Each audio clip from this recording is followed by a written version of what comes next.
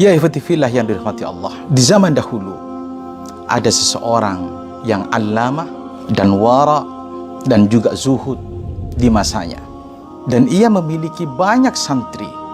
Tak lain adalah Syekh Fudail bin Iyad. Dari sekian banyak santri yang ia asuh, Syekh Fudail bin Iyad memiliki salah satu santri yang ia sayangi dan ia cintai. Kenapa? Sebab karena memang di atas rata-rata kecerdasannya, kemampuan dalam belajarnya, sehingga mengungguli kepada santri-santri yang lain. Syekh Fudail bin Iyad sangatlah bangga terhadap santri tersebut. Singkat cerita, setelah ia selesai studinya di pesantren Syekh Fudail bin Iyad, ia pun kembali ke kampungnya, dan alhamdulillah di sana ianya dituakan oleh masyarakat luas dan menjadi seorang ulama di daerahnya. Setelah 1 tahun, 2 tahun, 3 tahun dan seterusnya, maka santri ini pun oleh Allah dipanggil terlebih dahulu. Pada saat itu ada seseorang yang melaporkan kepada Syekh Fudail bin Iyad bahwa santri yang ia cintai dan juga ia sayangi lagi menghadapi sakaratul maut di rumahnya. Sesampainya di depan rumah Syekh Fudail bin Iyad, ia pun mengucapkan salam. Assalamualaikum ya Syekh. Waalaikumsalam. Ada apa? Kok terburu-buru? Saya mau mengabarkan bahwa santri yang engkau sayangi, yang engkau cintai itu sekarang dalam keadaan sakaratul maut di rumahnya. Alangkah kagetnya Syekh Fudail bin Iyad, sehingga Syekh Fudail bin Iyad pun bergegas berangkat ke rumah santri tersebut. Sehingga setelah sampai di sana, Syekh Fudail bin Iyad pun tidak menunggu lama, ia pun langsung membacakan surah Yasin untuknya. Karena ketika ada orang yang sakaratul maut dibacakan surah Yasin, maka ajalnya akan dimudahkan oleh Allah Subhanahu wa taala. Belum selesai Syekh Fudail bin Iyad membacakan surah Yasin, orang yang sudah sakaratul maut ini pun berkata, "Ya Syekhi, ya Ustadi, la taqra hadhihi surah." Wahai guruku, wahai kiaiku, jangan kau baca surah Yasin itu untukku. Jangan baca surah Yasin untukku. Alangkah kagetnya Syekh Fudail bin Iyad. Ada apa ini? Apa yang terjadi dengan santriku? Sehingga Syekh Fudail bin Iyad pun menutup Al-Quran tersebut dan meletakkannya.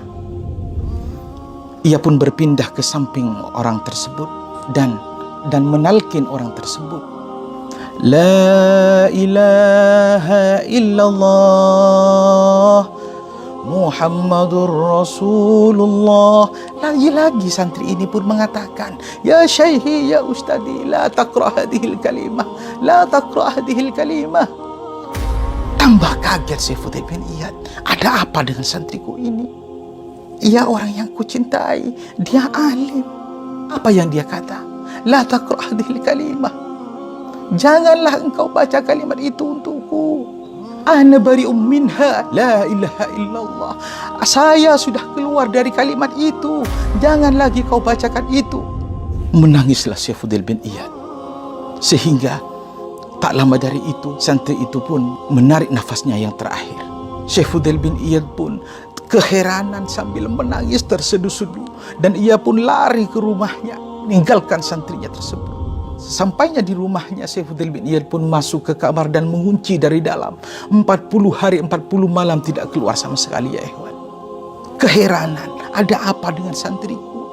Di dalam pengasingannya Syekh Fudail bin Iyad, di suatu malam ia pun bermimpi bertemu dengan malaikat yang menyeret santrinya untuk diceburkan ke dalam api neraka. Wal'iyadzubillah. Sehingga Syekh Fudail bin Iyad pun mengejarnya dan ia pun menghalangi malaikat tersebut. Apa yang beliau katakan? Wahai malaikat Allah, tunggulah sebentar. Ada yang ingin saya tanyakan kepada santriku ini. Wahai santriku, ada apa denganmu?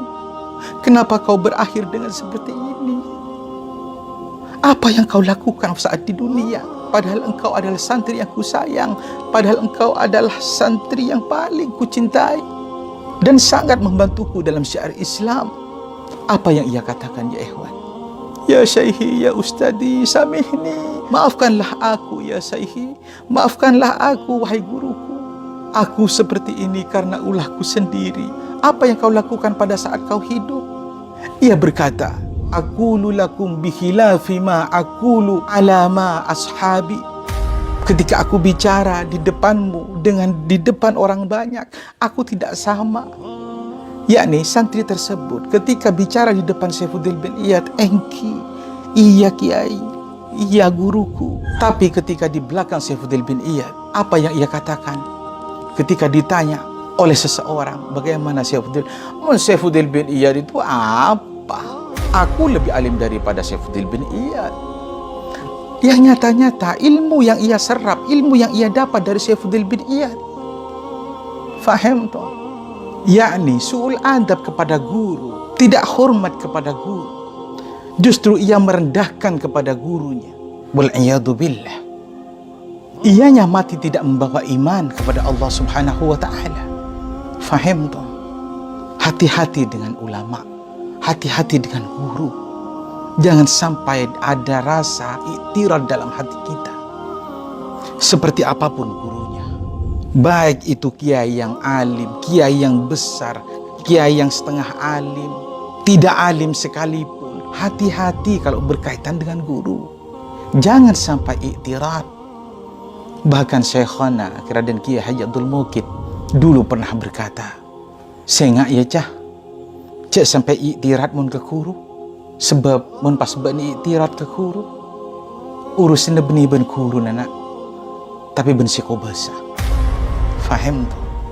Sampai-sampai beliau menggambarkan bahwa hatta ring tuan ben azina ya den mata ben, sehingga cek sampai iktirad, cek sampai pertaja cek mun ring tuan ben azina ya den mata ben. Bukannya beliau itu memperbolehkan al-fawahis, hasya wa kalla, hasya wa kalla. Tapi ini merupakan suatu tekanan pada larangan iktirad kepada guru atau kepada orang tua kita. Sehingga beliau mengatakan sedemikian. Hati-hati, hati-hati. Apa iktirad? Berprasangka buruk terhadap guru. Tidak adab kepada guru. Jangan.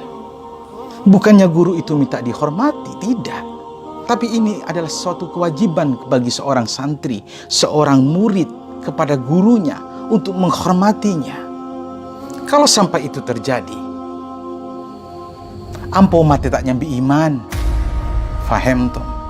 Tapi jika ianya keluar dari konteks syariah yang telah diajarkan oleh baginda Rasul Muhammad sallallahu alaihi wasallam, iyyakum wadzan, jauhi berburuk sangka, sebagaimana yang sudah diajarkan oleh baginda Rasul Muhammad kepada kita semua.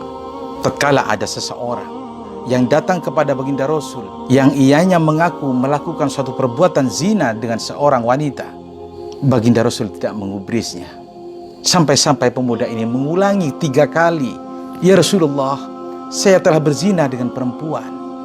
Dan ketiga kalinya itulah baru Nabi mengatakan, "Ah, mungkin kamu hanya merabanya." Baginda masih mengatakan demikian. Ini contoh.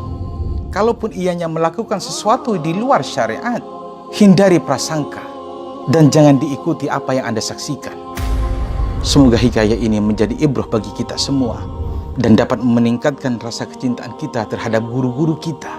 Hatta kiai langgeren, hatta guru lip-alipan kita, hormati. Karena ianya sejajar dengan kedua orang tua kita. Faham toh? Mimpi kita akan mendapatkan ilmu yang nafi kalau kita sudah iktirad sama guru kita. Semoga hati kita dijaga oleh Allah dari hal yang sedemikian. Karena beliau-beliau kita dapat membaca Al-Quran. Karena beliau-beliau kita kenal akan nahwu sharaf. Karena beliau-beliau kita tahu akan ilmu fikih dan lain-lain. Subhanakallahumma wa bihamdik, asyhadu an la ilaha illa anta, astaghfiruka wa atubu ilaik. Saya Widad Abdullah.